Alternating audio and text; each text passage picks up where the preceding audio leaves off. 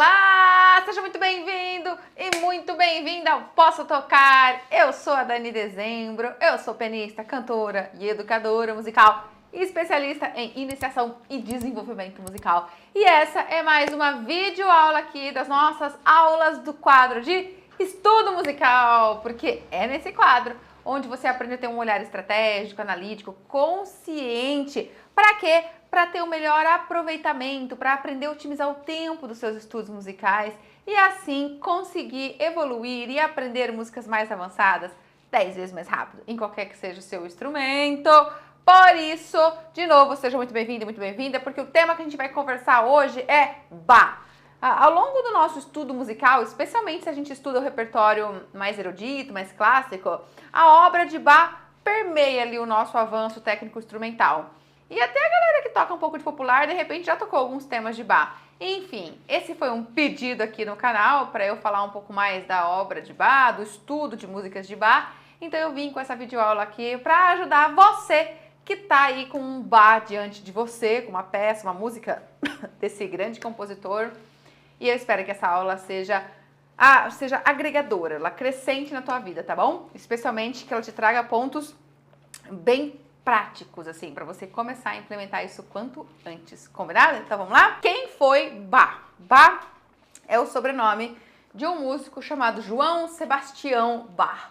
Na verdade, essa é a forma como eu traduzi, né? Porque o nome dele é Johann Sebastian Bach, um compositor alemão, um dos grandes nomes aí da história da música, dos compositores, dos grandes compositores. Ele contribuiu muito para o desenvolvimento musical, tem uma obra vastíssima.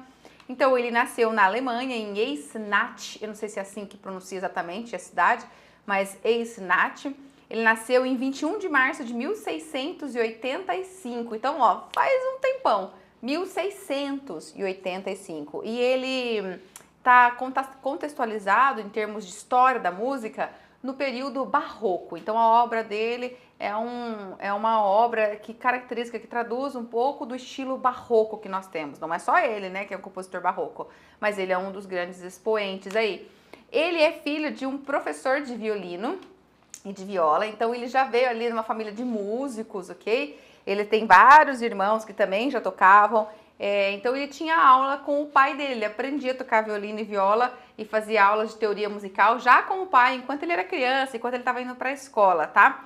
Ele era muito religioso, a religião dele de formação era luterano, então ele sempre foi muito religioso. E naquela época também a questão da profissão de músico estava muito vinculada ou ao ambiente da igreja ou das cortes. Então ele já era bastante religioso, mas ele trabalhou muito tempo também dentro das igrejas, ele era contratado pelas igrejas, ele assumia a função de organista na igreja, ele era responsável pelos trabalhos musicais dentro da igreja, assim como teve também fases em que ele esteve vinculado e trabalhou na corte ali, por exemplo, do príncipe, eu pesquisei aqui, ó, do príncipe William Ernst em Weimar. Mas o fato é o seguinte, você pode estar pensando, como que ele é cravista, organista, se ele fez aula com o pai dele de violino e viola? Na verdade, o Bach explorou diferentes instrumentos, tá? É que o Bach, ele ficou órfão muito cedo, assim, ele perdeu a mãe dele com 9 anos e depois o pai também faleceu quando ele tinha 10 anos.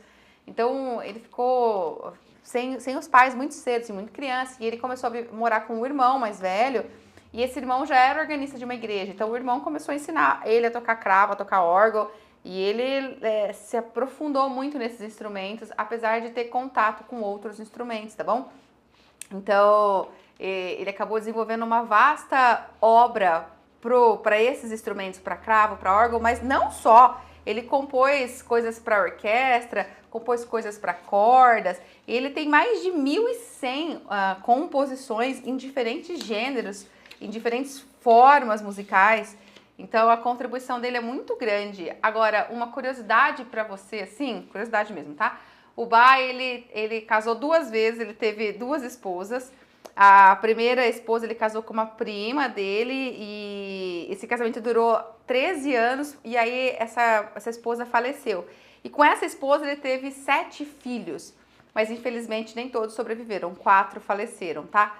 Desses 4, 2 se tornaram músicos que a gente conhece, sim, pelo menos entrou para a história também, Um deles é o Carl Philipp Emanuel Bach e o outro é o Wilhelm Friedrich Bach.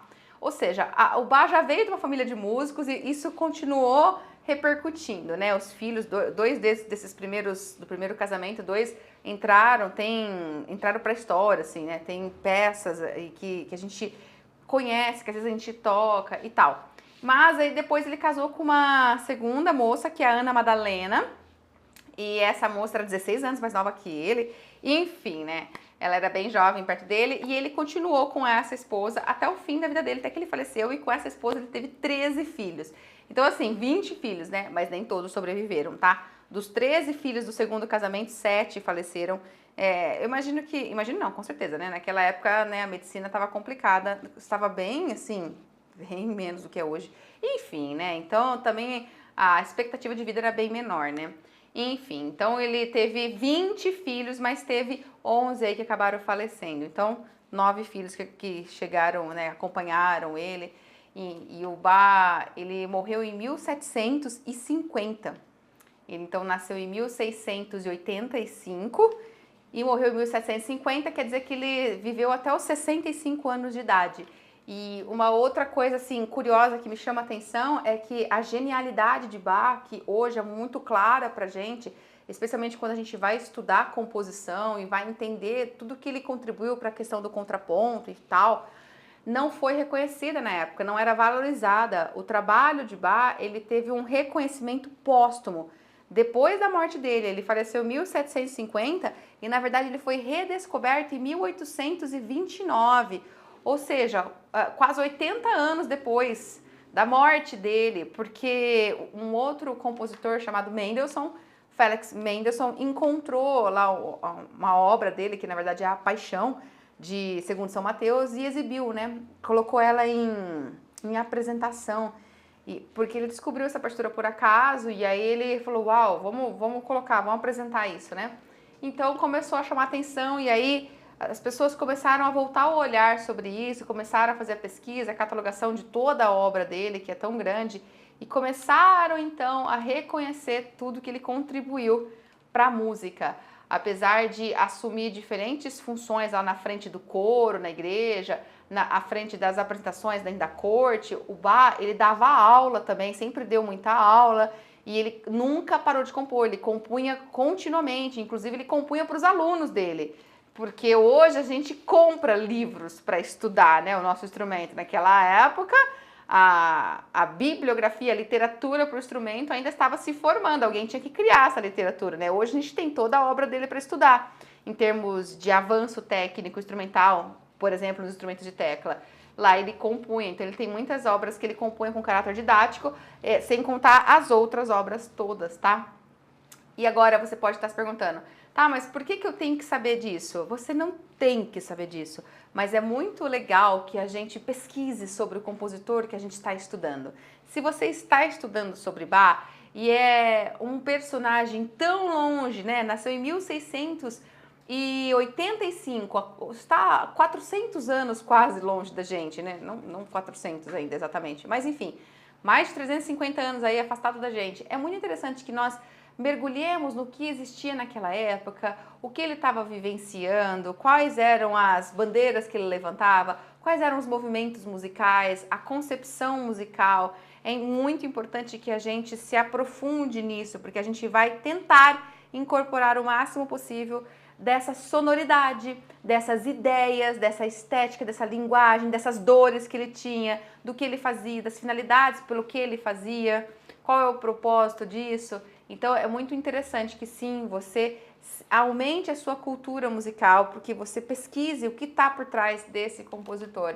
Isso muda a sua forma como você já se coloca de frente da peça para começar a estudá-la, tá bom? Porque é fato que tocar música barroca traz uma sonoridade bem diferente do que a gente escuta por aí, especialmente se você está acostumado a escutar música que toca na rádio ou música que toca nos shows, nas festas aí da sua cidade. Não é nada parecido com a obra de Bach. Então, às vezes, é uma sonoridade muito estranha para o seu ouvido. Você fala, nossa, que diferente isso. Se você não está acostumado a escutar a música clássica, a música instrumental, e entre essas músicas, as peças de Bach, há uma estranheza. Então, Quando você começa a pesquisar sobre isso, você também começa fatalmente a ouvir as obras dele, porque tem muitas obras, então vamos ouvir mais coisas que ele fez, vamos começar a entender por que ele fez, em que momento da vida dele ele fez isso ou fez aquilo. Então, fica aí já uma curiosidade para você imergir no estudo de Bach, tá bom? Agora é o seguinte, qual a contribuição dele para a música, do Bach especificamente, né?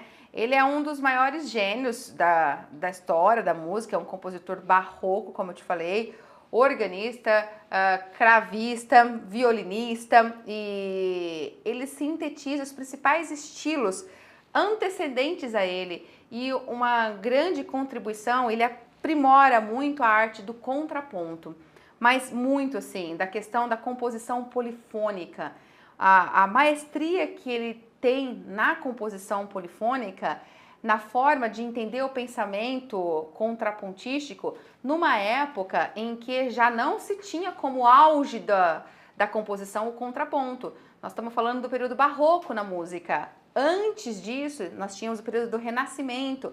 E no período do Renascimento, a música era pensada de forma mais contrapontística, mais polifônica. Na verdade, essa polifonia é característica de um século antes.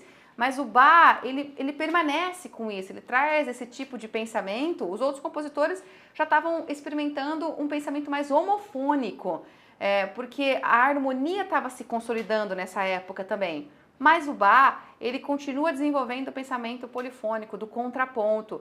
E a maestria com que ele desenvolve a harmonia no meio das vozes é incrível. Tanto é que a gente estuda Bach no instrumento, e a gente estuda Bach quando você está começando a estudar contraponto. Você vai ver as obras, vai analisar. Então as pessoas que estão fazendo cursos de composição estão estudando, entendendo o que ele fez ali e qual é a maestria, né? Porque ele produz coisas muito bonitas com a dificuldade contrapontística grande.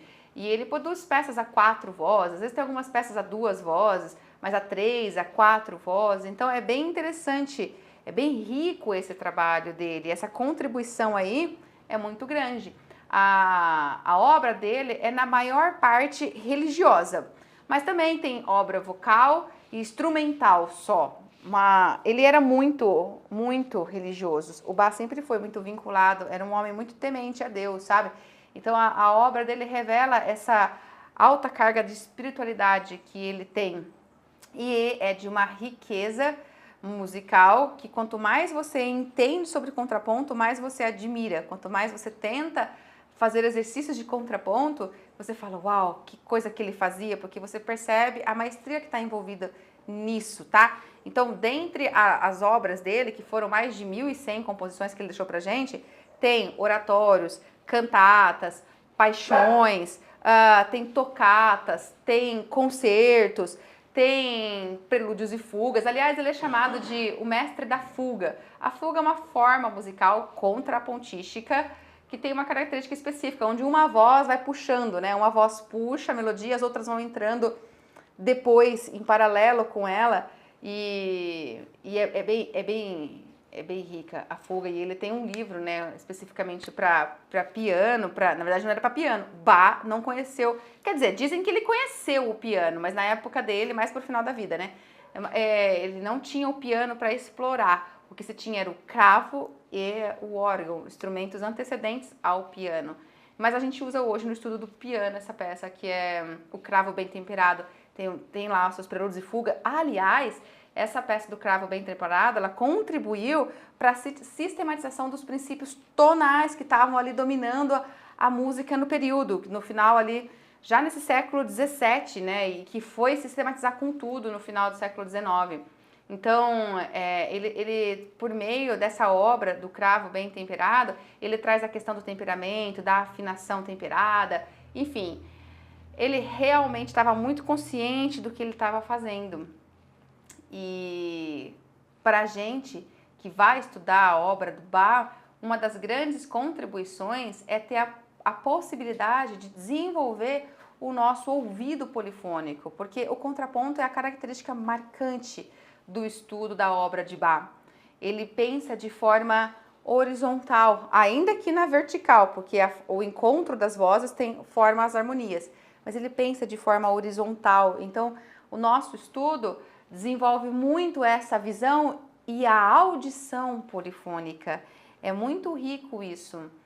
Por exemplo, eu quero mostrar uma peça que eu separei aqui, que inclusive foi pedidos de seguidores aqui do canal, que é a Bourrée da suíte BWV 996. Essa é uma peça que faz parte de uma peça maior chamada suíte, tá? O que é uma suíte? Uma suíte é uma compilação de diferentes movimentos, de diferentes peças, na verdade de danças. São danças, era costume se colocar diferentes danças, composições de dança, sabe?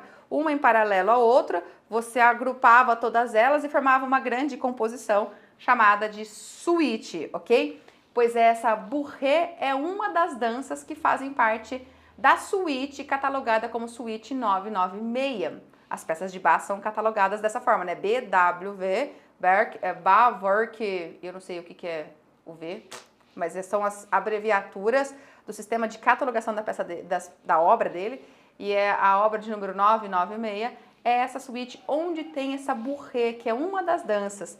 E olha que interessante, eu vou mostrar aí pra você, ó. Vou mostrar a suíte toda, primeiro a suíte completa. Eu peguei ela numa versão para instrumento de teclas e você pode ver que ela é bem comprida. Ela começa aqui com a primeira peça, que é uma abertura, e ela vai até a segunda página, ó, nessa abertura. Então, na terceira página vem a próxima canção aí, que é a dança da Alemanda. E aí vai a terceira página com a Alemanda, e aí vem na quarta página a Courant. Apesar de estar escrito courante, se pronuncia Courant.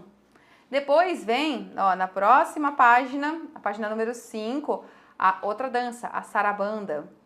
Depois, no finalzinho da página 5 vem a Bourrée, que foi o que nós vamos comentar hoje aqui, tá vendo? A Bourrée que eu falei, já vem no finalzinho da quinta página, segue para a sexta página, na sexta página vem a Giga, apesar de estar escrito Gigue, nós lemos Giga, que é a última dança da suíte, e acabou a suíte.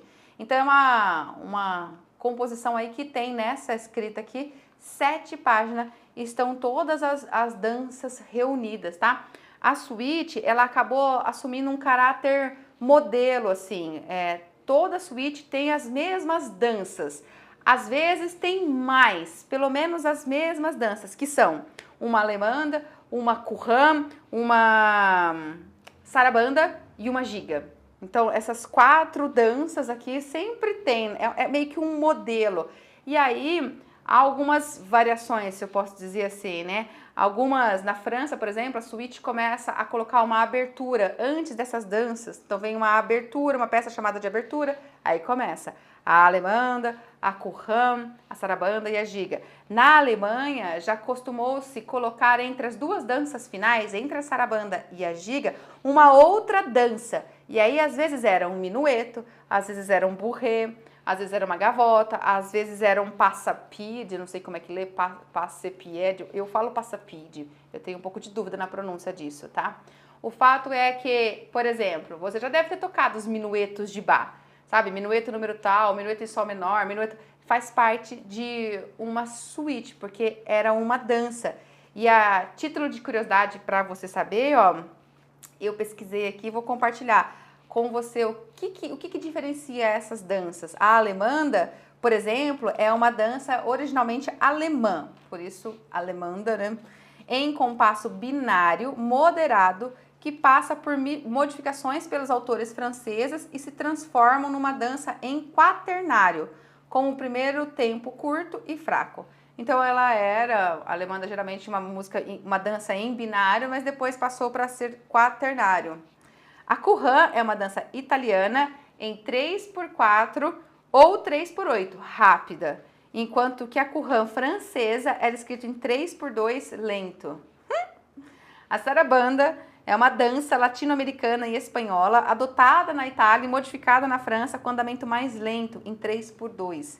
E a Giga é uma dança inglesa, com 2 variantes, tem a Giga francesa e a Giga italiana, tem um andamento de moderado a rápido e é em binário composto, 6/8 ou 6/4. Ou ainda em ternário, 3/4. Ou em quaternário composto, 12/8, como é o caso da vertente italiana. O fato é que eram danças, pra gente é um pouco estranha, longe da gente, porque não faz parte da nossa cultura, né? A gente nem sabe como que dança uma alemanda, como que dança uma currã, e aí fica a ideia pra gente pesquisar. Vamos buscar, vamos encontrar como que dança um minueto, como que dança um bourrée, a título de incorporar a proposta, a ideia, o balanço, vale muito. Quando a gente assiste filmes épicos, às vezes a gente encontra umas danças, né, que eram feitas em rodas e tal, e a gente fala, ah, que interessante isso. Então, vale a gente pesquisar, levantar essa informação, tá? Que eu trouxe para você a título de curiosidade agora, porque eu quero trazer o foco para essa peça da Bourrée aqui. Essa peça que tá lá como uma da penúltima peça da suíte. Olha, essa suíte, a BWV 996, ela foi escrita por Bach entre os anos 1708 e 1717, demorou quase 10 anos para ele compor a suíte como um todo, né? E é bem provável que essa suíte tenha sido escrita por um instrumento chamado alaúde cravo, que não é um instrumento tão comum nos tempos modernos, e por isso, frequentemente, ela é executada mais por violão ou por alaúde. Alaúde cravo, eu particularmente nunca ouvi esse instrumento, preciso pesquisar para ver como que é a sonoridade de um alaúde cravo. Eu não sei, eu conheço o cravo, conheço o som do alaúde, mas o alaúde cravo realmente é um instrumento histórico que eu não conheço. Ainda assim, existem versões e transcrições para outros instrumentos de corda, como a mandola, o violão, como eu falei, instrumentos de teclado, como o piano. Essa partitura que eu te mostrei aí está escrita para piano, tá bom? Mas a Bourrée, especificamente, é bem conhecida entre os violonistas. Então, eu peguei aqui uma partitura, uma transcrição da Bourrée para violão. Vou te mostrar a primeira versão dessa partitura aqui, ó, da Bourrée. E você pode ver que ela é totalmente numa visão horizontal e tem duas vozes, tá vendo? Tanto que a primeira voz está sempre com a haste para cima e a segunda voz vem com a haste para baixo. Então é uma composição polifônica de uma dança que tem como a melodia mais aguda essa aqui, né?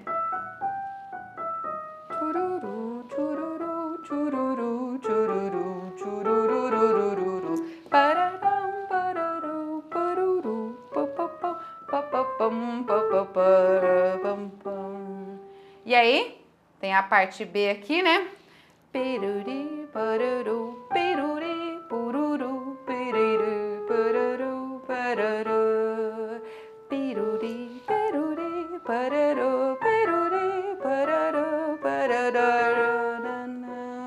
E aí vai para a segunda página.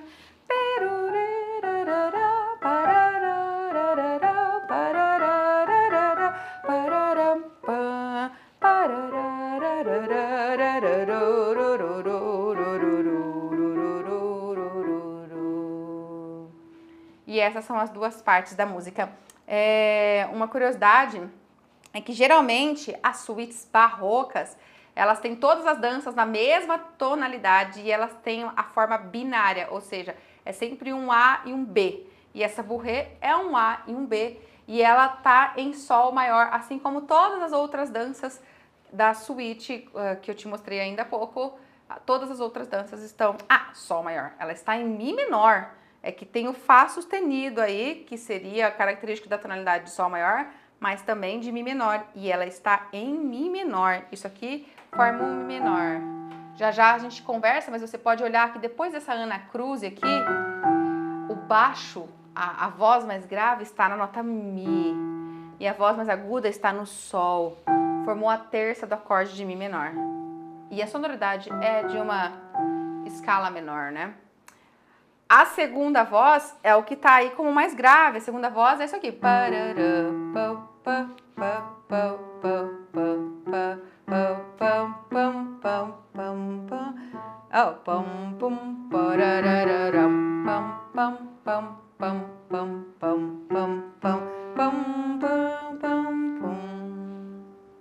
Legal, né? A parte B da segunda voz.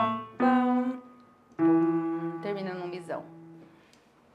Então, aqui você vê que a proposta pra gente, num primeiro momento, pode ser que seja o desafio de ler a duas vozes, mas não é isso.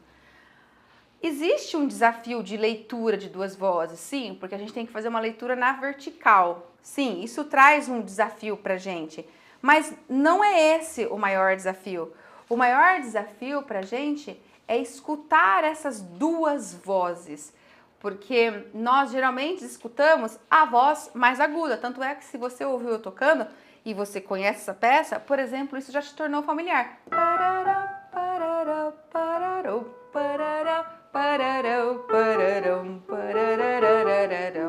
Mas provavelmente isso aqui não é familiar para você.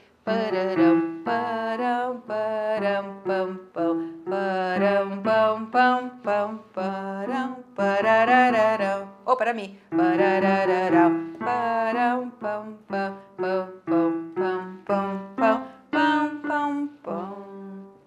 Provavelmente você ouviu isso e falou assim, nossa, nunca ouvi isso aqui. Porque nosso ouvido está acostumado a ouvir a voz mais aguda, do plano mais agudo. Então, o maior trabalho num estudo de Bach é coordenar esse estudo polifônico e é um dos maiores benefícios que a gente vai ter. Tá, Dani? Tá fazendo sentido? Então, deixa eu tomar minha aguinha aqui, porque eu tô engasgada.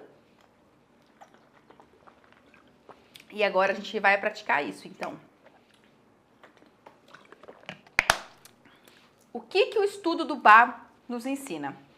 A abrir o nosso ouvido polifônico, especialmente o estudo instrumental, eu tô falando, tá? Porque você pode usar Bach como referência para estudo ali de composição, de contraponto, mas tô falando no nosso instrumento.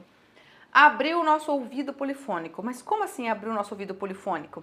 Abrir o nosso ouvido polifônico significa realmente conseguir prestar atenção nas duas vozes que estão rolando, se for uma peça duas vozes. Ou nas três vozes que estão rolando, se for uma peça três vozes. Ou nas quatro vozes, se for uma peça quatro vozes. Estar consciente de todas essas vozes exige um trabalho que prepara essa consciência. Senão a gente fica focado em uma só delas. E não consegue mudar a chavinha e focar na outra enquanto está tocando. Como que esse trabalho tem que ser feito? Como que você deve estudar Bach? Você deve estudar com vozes separadas. Se você olhar então essa escrita dessa Bourrée que eu trouxe aqui pra gente como exemplo, você iria buscar fazer esse tipo de leitura. Ou para si.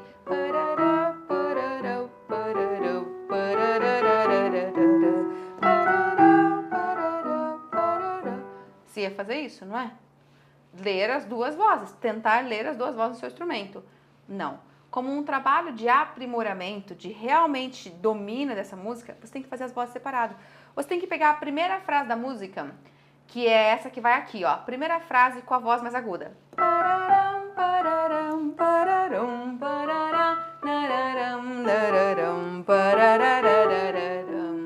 Primeira frase termina lá no compasso 4. Tá na segunda pauta, o compasso 4 termina nesse Mi do terceiro tempo. Terminou aqui. Essa é a primeira frase. Ela começou em Ana Cruz e... Então fez o estudo dessa frase, ensinou a sua mão a tocar.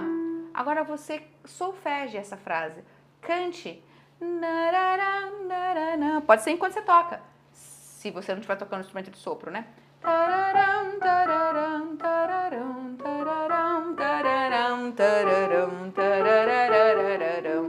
Bom, eu falei se você não estiver tocando instrumento de sopro, mas o instrumentista de sopro ele não conseguiria estudar uma peça de Bach como ela tem que ser, porque no instrumento de sopro não consegue fazer várias vozes simultâneas. Ele só conseguiria fazer se ele estivesse com outros músicos assumindo as outras vozes. Entendeu? Então, não teria essa possibilidade de estudo polifônico com ele sozinho, tá?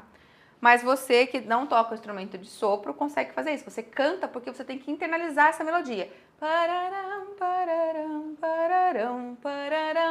eu uso pararam. Você pode usar lá, na. Tanto faz a sílaba que você coloca aí para poder trazer essa memória dessa melodia. Nararam, pararam, pararam, pararam, pararam, pararam, pararararararam. Mas tem que cantar o movimento das notas corretas, notas que estão subindo, notas que estão descendo.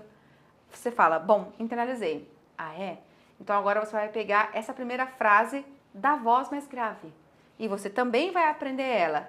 Pararam, pam, pam, pam, pam, pam, pam, pararararararam, parararara. Ah, não, no compasso 4, essas colcheias, mi, fá, sol, fá, mi, já é a segunda frase. Então, eu vou de novo, a primeira frase que vai parar nesse mi do quarto compasso. Então, pararam, param, pam, pam, pam, pam, pararararararam. E você vai cantar, até que você memorize essa frase. Eu vou cantar de novo porque eu não memorizei ela ainda. Pararam, param, pam, pam, pam, pam, param, pam, pam, pam, param, pam. Vou ver se eu consigo cantar sem tocar. Pararam, param, pam, pam, pam, pam, pam, parararararam, pam. Deixa eu ver se eu acertei. Pererão, parão, pererão, parão. Já tem que lembrar desse salto de quarta, porque existe um salto de quarta no sol, fá, mi, lá, si, parará, param, pam, pam, pam, pam, pam, pam, pam, pam, pam, pam, pam, pam. Memorizei. Tererão, naran, nan, nan, nan, nan, nan, nan, nan, nan, nan, nan, nan. Memorizei, entendi essa frase. Então agora você vai fazer um refinamento e o estudo de ouvido polifônico. Como que é isso, Dani? É a seguinte forma, você vai tocar uma voz e vai cantar a outra. Você não vai tocar as duas vozes, você vai tocar só uma voz. A sua mão só toca uma, mas a sua voz canta a outra. Então você vai estar lendo as duas. A sua mão lê uma das vozes. A sua voz lê a outra voz. Lê a outra melodia, a outra voz. A sua boca, entendeu? O seu solfejo. Não é simples, mas você vai tentar. Como que eu vou fazer? Eu vou tocar essa aqui. Tá vendo essa aqui? Eu vou tocar aguda, mas eu vou cantar essa. Então tem que ficar muito concentrado em tentar cantar isso. Vou tentar. Pararam, pam, pam, pam, pam. Pararam, pam, pam, pam, pam, pam, pam, pam, pam, pam, pam, pam, pam.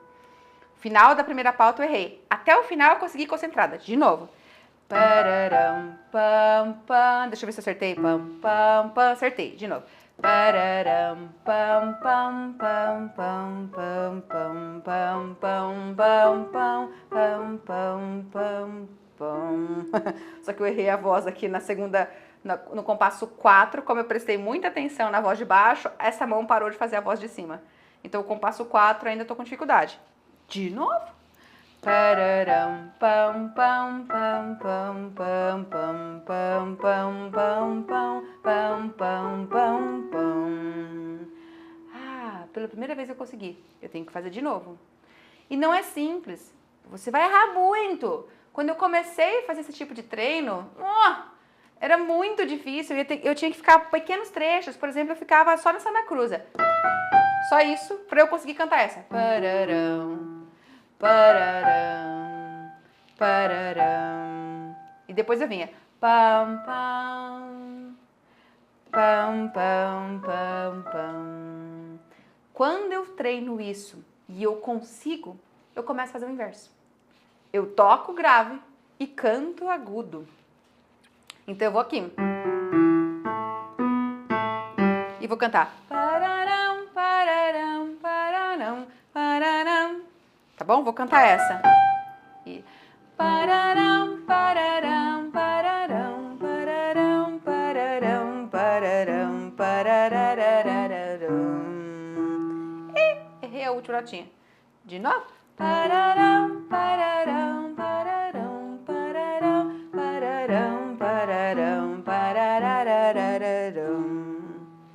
Isso é mais fácil de fazer, bem mais fácil. Cantar o agudo e tocar o grave é bem mais fácil de fazer, porque o nosso ouvido está acostumado a focar no agudo. É mais difícil cantar o grave enquanto está tocando o agudo, porque a hora que você toca o agudo, seu ouvido quer focar nele. E aí tem que focar no grave. E esse tipo de treino, que pode parecer muito maçante, é um caminho que te permite, de fato, a hora que você toca as duas juntas, que você ouça as duas juntas. Porque é como se você conseguisse, a partir desse momento, se você só vai conseguir a partir desse momento, ligar um botãozinho aqui que você fala, presta atenção no que você está fazendo de agudo. Então é como se você ouvisse o grave baixinho e você ouvisse o agudo, tipo isso, ó.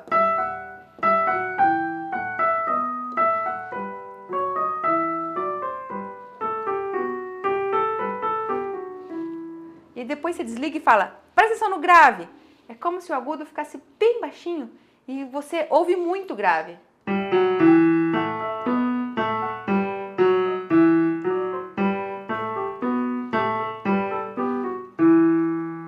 Você viu que eu forcei para você e eu mostrei o volume do grave maior do que o volume do agudo.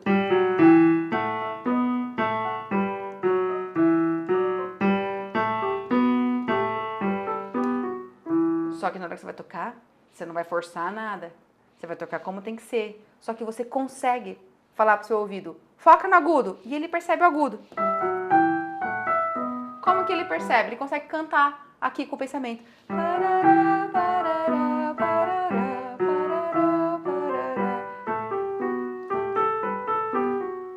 E a hora que você fala, foca no grave, ele consegue cantar o grave, ele acompanha.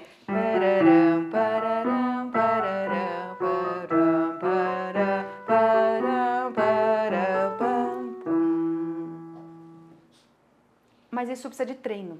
E quando você treina dessa forma, você consegue tocar e realmente mostrar para quem está ouvindo que você ouve a polifonia.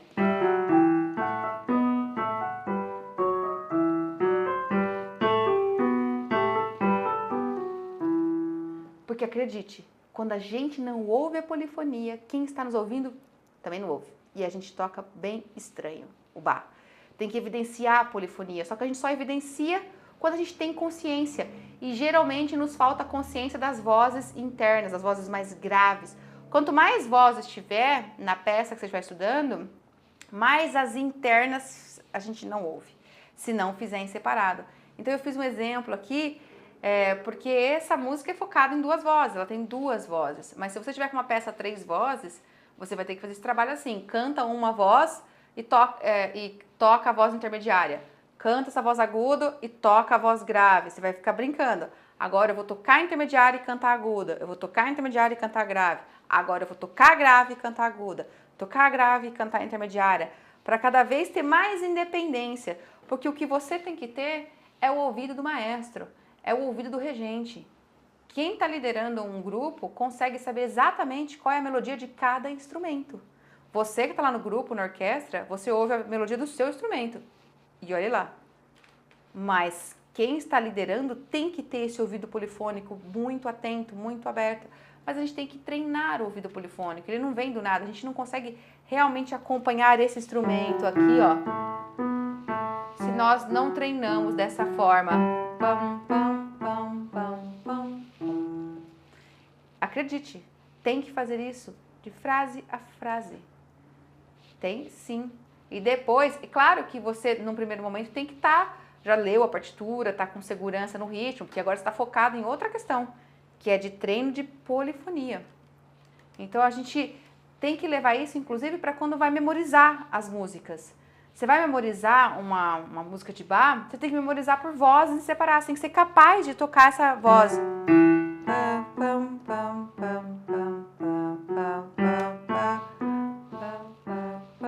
Memorizei essa voz. Memorizei essa voz.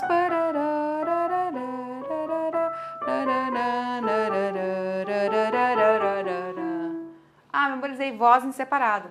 Então agora você toca junto.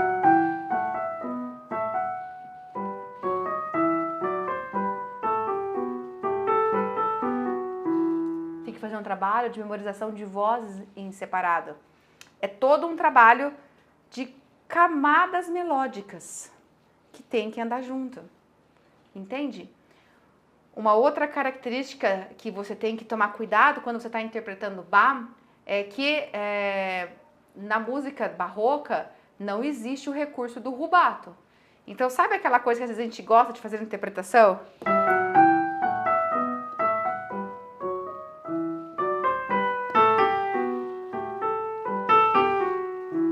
Não existe isso.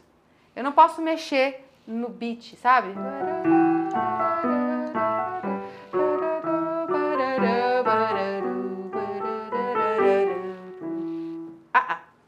Ela é metronômica, ela é precisa. Nós temos que cuidar do contorno das frases, tem que mostrar que acabou a frase sem mexer no metrônomo. Tem que ser muito firme. Então, metrônomo bem firme.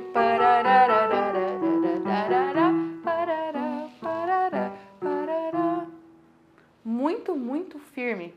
Isso é uma característica. Uma outra característica que a gente tem no período barroco é que a partitura é muito limpa. Não havia o costume de escrever informações interpretativas na partitura, não. Então a partitura original que a gente pega de edições, de editoras que trazem essa fidelidade, são partituras muito limpas, como essa aqui que você está vendo, ó. Que outra informação que tem aqui, além das notas e do ritmo? Nenhuma outra. Não tem informação de dinâmica, não tem informação de dedilhado, quais dedos você vai usar para fazer, não tem nada disso. Então, quando você encontra uma partitura que não é assim, é porque alguém passou por essa partitura. Vou te mostrar um exemplo. Tem uma segunda versão dessa Bourrée para violão. Olha essa segunda versão aqui. Ela tá toda já orientada com os dedos que você vai usar, as casas, né? Ela tem informações técnicas para o violonista. Isso não foi o Bach que fez. Era uma característica do período barroco não ter essas informações. Então, às vezes você vai encontrar partituras que tem a ligadura mostrando a frase, que tem dinâmica.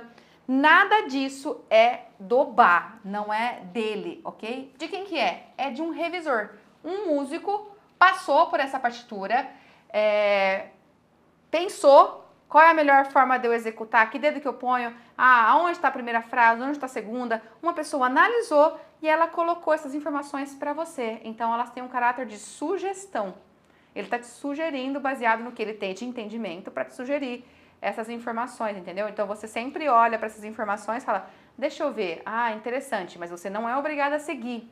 Não é mesmo, tá bom? Essa partitura não é uma partitura original ali, não é. Quando ela já está com informações técnicas, teve um editor, teve um revisor, na verdade, que passou por aí, revisou e trouxe essas informações. Ó, voltando para a partitura lá original assim, mais próximo da limpa, né, do que era, como eles escreviam a música, né? Você pode ver que coisas que tem escritas são os ornamentos, como naquela primeira partitura, então, tem ali na terceira pauta, no compasso 7, tem aí um mordente, tá vendo? Então tem um ornamento, ornamentos são muito característicos do período barroco. Aí tá um outro aprendizado que a gente tem quando nós estamos estudando músicas barrocas, aprender a fazer ornamentos no nosso instrumento. É muito, muito comum, e o ornamento, a ornamentação é um outro universo de estudo, porque quando você começa a aprender sobre ornamentos, você vê que os ornamentos variam um pouco a sua forma de ser executados, de acordo com a época. Então, o ornamento no barroco é feito de um jeito, lá no período clássico já tem um pouco de diferença. Então, assim, falar de ornamentação é abrir um outro universo de estudo. É verdade, tá bom? Mas a gente vai aprendendo conforme a gente estuda, o nosso professor ensina, aqui em Bach, faz esse ornamento dessa forma, faz esse outro dessa outra forma. Às vezes muda até um pouquinho o nome, de acordo com o período histórico. Agora, por que tinha tanto ornamento no período barroco? Porque não se tinha, por exemplo, os instrumentos de tecla como o piano, que tem um poderio sonoro enorme. Se tinha outros instrumentos, como o cravo. E o cravo é um instrumento de cordas, mas de cordas pinçadas, não como o piano. O piano tem cordas também, mas é um martelo que vai lá e percute a corda, né? No cravo era o plectro, é uma pinça, é como se fosse uma unhinha que belisca, como a gente belisca o violão, entendeu? Isso reduz em muito a amplitude sonora do instrumento. Então, as notas não duram, o som não dura. Sabe esse som? que dura? Não dura, é tim. E o som já morre conforme a corda para de vibrar. Então os sons não duram. O ornamento vinha preencher, além de ornamentar, né? De trazer, de deixar o intérprete com possibilidades de criar um pouquinho, fazer firulas ali, né?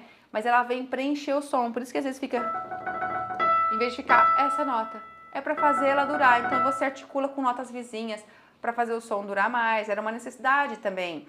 Outra característica que se tinha no período barroco é que não tinha essa possibilidade de fazer uma dinâmica de crescendo ou diminuindo. Isso a gente tem hoje no piano, a gente tem nos instrumentos de corda essa possibilidade, sempre teve. No violino você pode fazer um som que estava baixinho, que gradativamente ele vai crescendo e fica mais forte.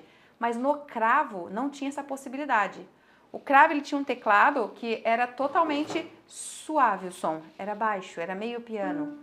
E um outro, às vezes tinha o cravo de 2 teclados, aí o outro teclado era forte. Então você tinha a possibilidade de extremos, mas não da gradatividade de dinâmica. Então isso traz efeitos para a hora que você está interpretando. Por quê? Se você olhar para essa partitura, essa primeira partitura aí, da Bourret, você vai ver que a primeira frase é igual à segunda. Você está vendo que existe aqui a primeira frase? Pararam, pararam, pararam, pararam, pararam, pararam, parararararam. Agora a segunda frase é igual. Pararam, pararam, pararam, pararam, pararam, pararam. Só o finalzinho é diferente. Só o finalzinho é diferente. O que isso significa? Que você pode trazer essa brincadeira com a variação da dinâmica não gradativa, com a variação da dinâmica de plano sonoro diferente. Se você tocou esse primeiro plano com mais brilho, estava mais forte, tinha mais som. Pararam, pararam, pararam, pararam, pararam. Para aqui. Pararam, pararam, pararararara. Mas esse mais suave, como se fosse um eco. É isso mesmo. Tá vendo? Você brinca com a repetição. Eu crio uma novidade. Já que eu vou repetir a frase, vou repetir brincando com variações de dinâmica, mas não gradativa. Não fazendo. Não. É um mesmo plano.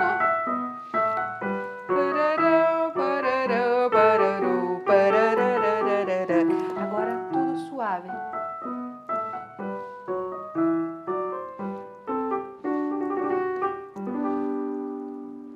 Entende? Então você brinca com essa questão que era uma questão comum, de não se pensar na gradatividade, mas pensar em planos sonoros diferentes. Mais forte, mais fraco. E assim você também não mexe no andamento, que é uma forte característica. Outra característica estilística. É costume se tocar as semínimas, que são as figuras de maior valor aí. Se você for ver, a maior parte dessa música tem colcheias e semínimas. É costume se tocar as semínimas com uma articulação de non legato. Então é muito costume fazer essa voz mais grave dessa forma aqui, ó. Pararam, param, pam, pam, param, param, pam, pam, pam, param, pam. Observa bem, o que é articulação de non legato? É onde você desliga as notas. É o contrário de legato. O legato não desliga, uma nota entra no som da outra. Eu vou tocar tudo em legato e você vai ouvir.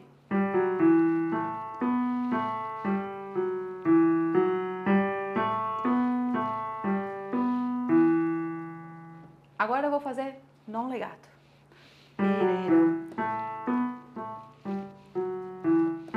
Opa, fá, sol. Você percebeu? Ou era lá.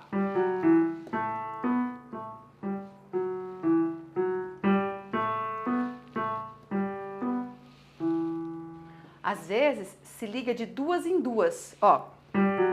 Liguei, soltei. Tiriri, soltei. Ó. Liguei, soltei. Liguei, liguei. No máximo de duas em duas, mas vai desligando. É uma característica estilística. Para você saber. Paia.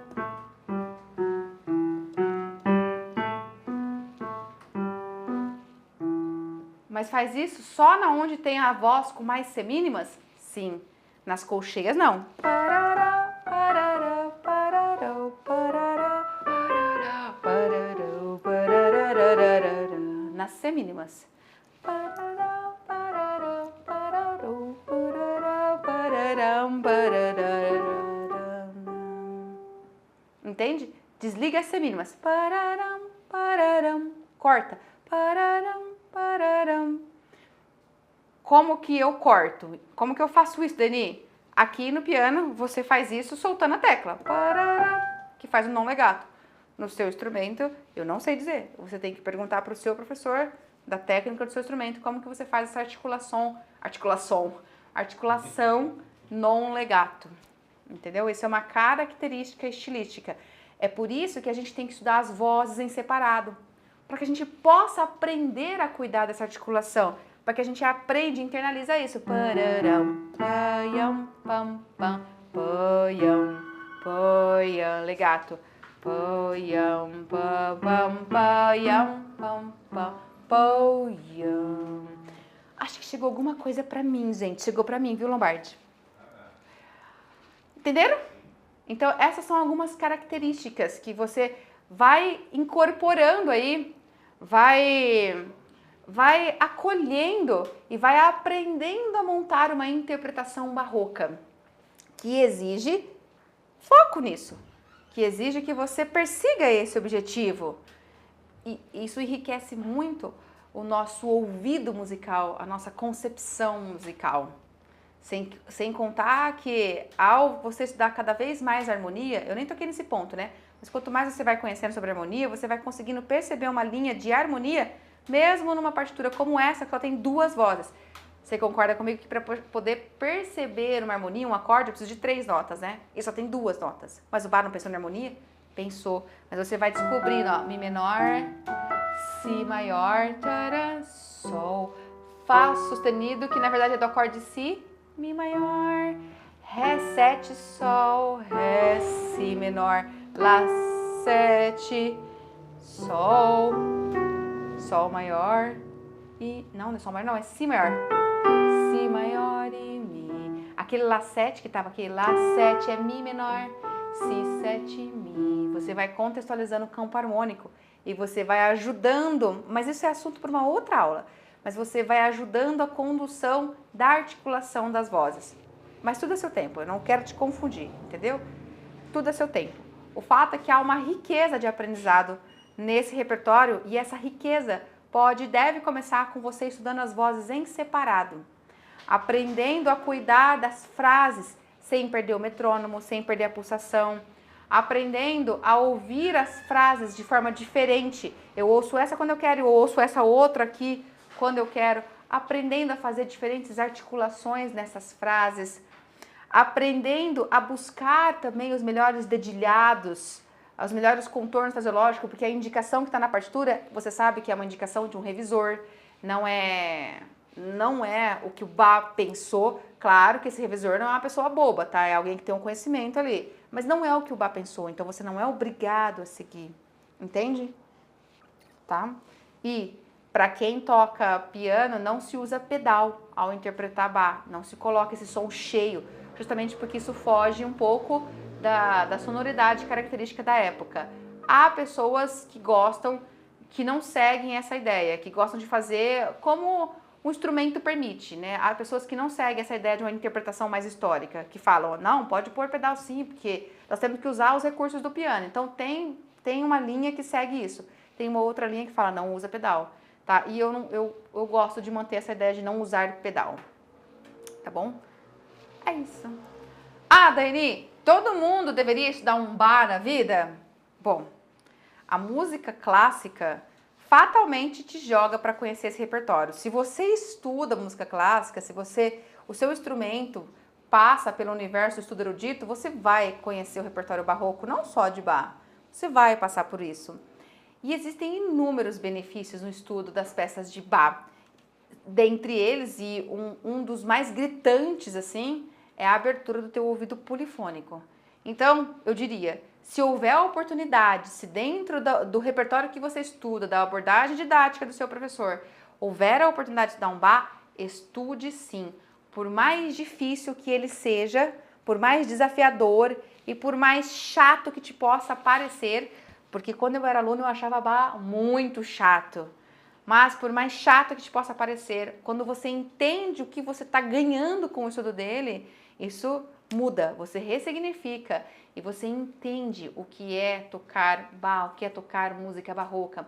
E claro, fica a dica, escute muito música barroca. Para tocar e para cada vez mais abrir esse ouvido polifônico, você tem que escutar esse tipo de textura musical, que é a polifonia, que é o contraponto. Então escute mais peças desse compositor que você está estudando.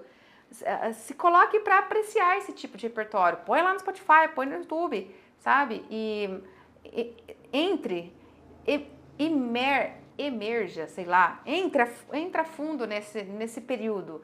Aí sim você vai começar a ter elementos que vão te socorrer no seu estudo e na formação da interpretação dessa música. Tá bom? Espero que você tenha curtido, que você tenha tido dicas aí que você anotou, que você falou que legal, vou começar a praticar isso, vou conversar mais com meu professor sobre isso, para eu aprender como que eu faço isso no meu instrumento. E se você realmente tomou nota, teve esses insights, diz aí pra mim nos comentários o que você mais curtiu disso aqui, sabe? O que você já quer investigar mais sobre como traduzir isso para o teu instrumento, o que te chamou mais atenção. Eu vou ficar feliz de saber que de tudo que a gente falou, o que você mais reteve, tá bom? Diz aí pra mim. Dá seu joinha, curte essa aula, compartilha com as pessoas que têm papo cabeça, que curtem esse tipo de assunto, que é um assunto bem específico. Compartilha com essas pessoas, tá bom? Elas vão gostar, tá bom? A gente se encontra nos próximos vídeos, hein? Fui!